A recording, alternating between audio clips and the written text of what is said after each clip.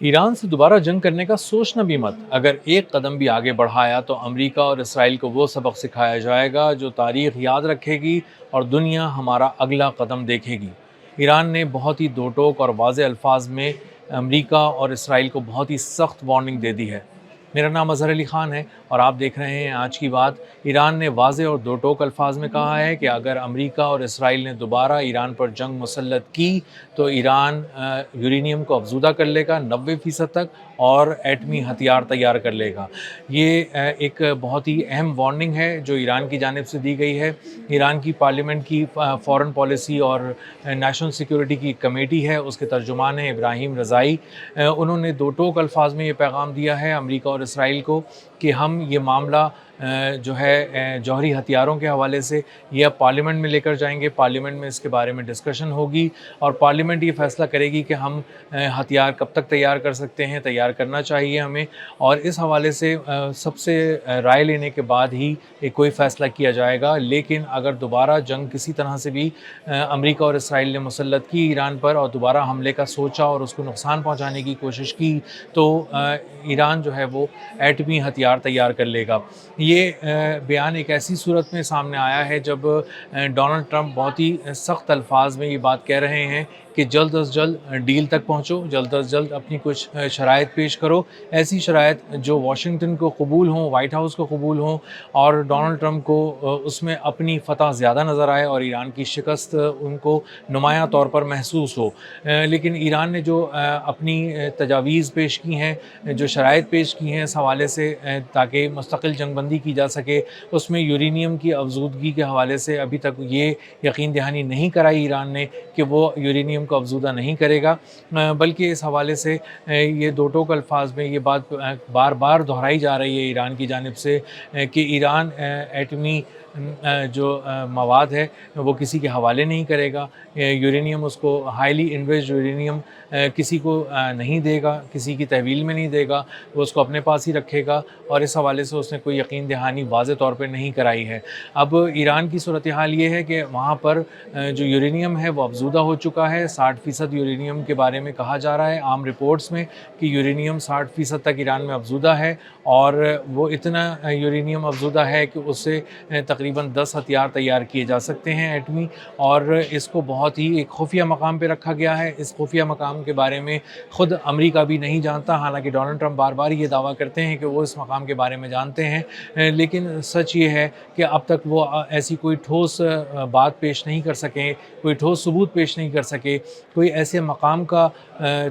نشاندہی نہیں کر سکے جہاں پر یہ یورینیم افزودہ ہے اور وہاں پر رکھا ہوا ہے اور وہاں پر جا کر اس کو تحویل میں لیا جا سکتا ہو یا اس قسم کا کوئی آپریشن پلان کیا جا سکتا ہو۔ اب یہاں پر جو اصفہان ہے اس کے بارے میں کہا جاتا ہے کہ اس کے قریب صحرا میں پہاڑوں کے اندر یورینیم جو ہے وہ افزودہ کر رہا ہے ایران، اور وہاں پہ کچھ ایسی فیسلٹیز ہیں جس کے اندر یہ کام بہت تیزی سے ہو رہا ہے۔ یہ بھی بتایا جا رہا ہے کہ اسکوبا ٹینک جو ہوتے ہیں جو تقریباً 3 فٹ اونچے ہوتے ہیں، ان ٹینکوں کے اندر ہائیلی انریچڈ یورینیم ہے ایران کا اور وہ وہاں پر رکھا ہوا ہے۔ اتنی ہی اطلاع ملی ہے امریکہ کو، لیکن اس سے زیادہ نہیں ملی ہے، کوئی سیٹلائٹ امیج نہیں ملا ہے، کوئی سیٹلائٹ سے کوئی ایسی تفصیل بھی نہیں ملی ہے کہ جس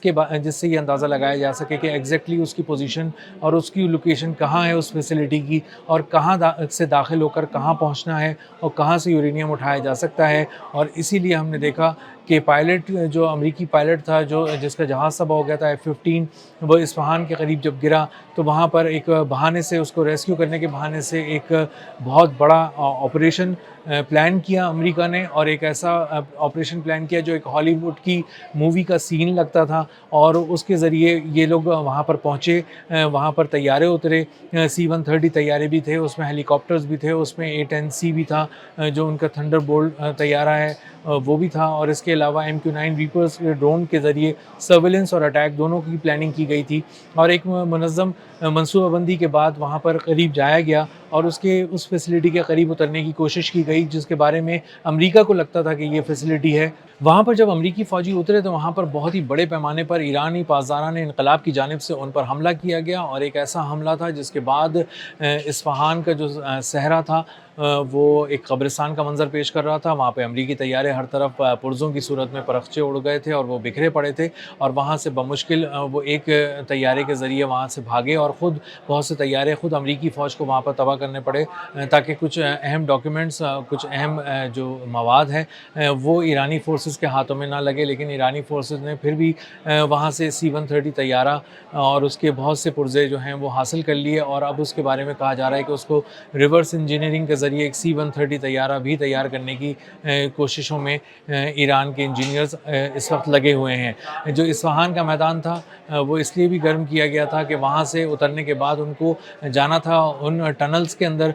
جن راستوں کے ذریعے وہ ایک فیسلٹی تک پہنچ سکتے تھے، اور وہاں پہ فیسلٹی پہ پہنچنے کے بعد وہاں سے جو افزودہ ہوا تھا یورینیم، جو ایٹمی ہتھیار استعمال کرنے کے لیے بہت کافی ہوتا ہے، وہ وہاں سے اٹھا کے لانا تھا۔ یہ ایک بات ان کے ذہن میں تو تھی امریکی فورسز کے، لیکن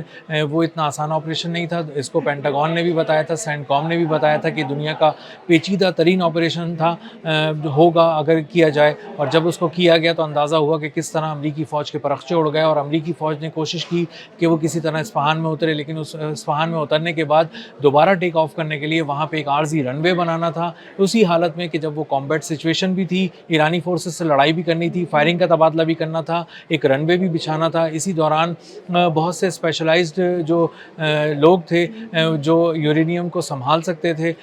وہ اندر جانا تھا، ان کو ان ٹنلز کے ذریعے راستہ بھی تلاش کرنا تھا، پہنچنا بھی تھا، وہاں پہ یورینیم کو ڈھونڈنا بھی تھا، اور وہاں سے یورینیم کو اٹھا کے لانا تھا، اور واپس لانے کے بعد ایئر لفٹ کر کے اس کو امریکہ یا کسی مشرق وسطیٰ کی بیس تک پہنچانا تھا پہلے، اس کے بعد اس کو امریکہ لے جانا تھا۔ یہ ایک ہالی ووڈ کی مووی کا سین تو لگتا تھا، لیکن جب امریکی فوج وہاں پہ اتری تو اس کو اندازہ ہوا کہ یہ عملی طور پر ایک انتہائی ناکام منصوبہ تھا جو تیار کیا گیا تھا، اور ان کو ایک ایسے مقام پر بھیج دیا گیا تھا جہاں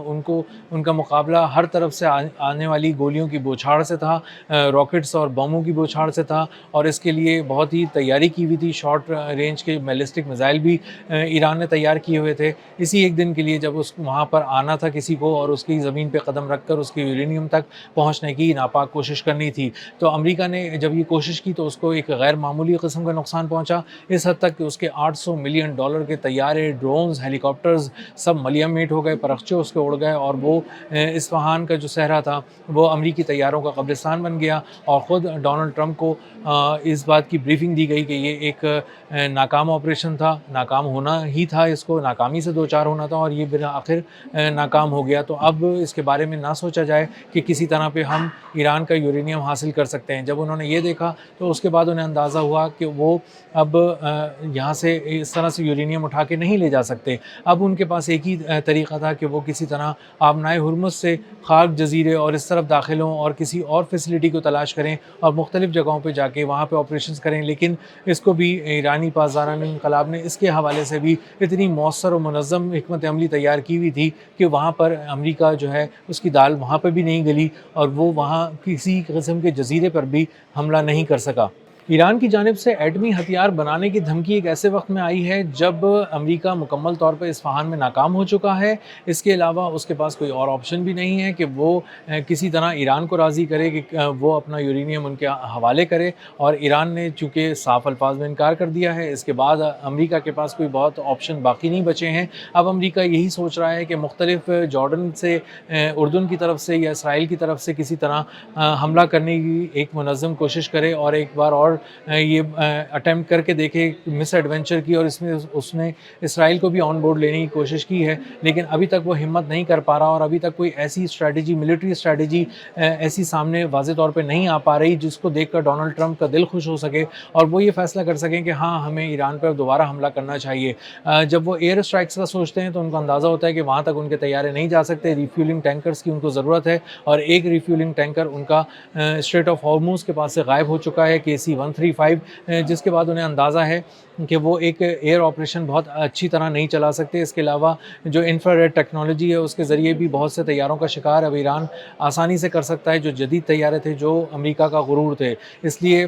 فضائی آپریشن کے بارے میں تو بالکل بھی کوئی کانفیڈنس سے بات نہیں کر پا رہا امریکہ میں، اور بحری طور پہ بھی امریکہ ناکام ہو چکا ہے، سمندروں میں ناکام ہو چکا ہے، اور اب کسی ایسی حکمت عملی کی تلاش میں جس کے ذریعے یہ اندازہ ہو سکے کہ امریکہ اگر اب حملہ کرے گا تو کسی طرح کامیاب ہو جائے گا۔ لیکن ایران نے اپنا ہدف اور اپنا سرپرائز ایک بار پھر سامنے رکھ دیا امریکہ کے، اور کہا ہے کہ اگر فوری طور پہ امریکہ کوئی حملہ کرتا ہے، اسرائیل کے ساتھ مل کر کوئی حملہ کرتا ہے اور ایران کو نقصان پہنچانے کی کوشش کرتا ہے، یا اس کی انسٹالیشنز کو نقصان پہنچاتا ہے، اس کی اسٹریٹجک کسی لوکیشن کو ہٹ کرنے کی کوشش کرتا ہے، تو ایران نہ صرف مؤثر جواب دے گا، منہ توڑ جواب دے گا، تمام بیٹل فیلڈز میں جواب دے گا، بلکہ وہ ایٹمی ہتھیار بھی تیار کرے گا اور اپنی پارلیمنٹ سے منظوری لے کر اس کو پوری دنیا کے سامنے اعلان کر کے ایٹمی ہتھیار تیار کرے گا۔ اب تک کے لیے اتنا ہی، ملتے ہیں اگلے ولاگ میں کسی نئی خبر، نئے تجزیے اور نئے زاویے کے ساتھ۔ اللہ حافظ۔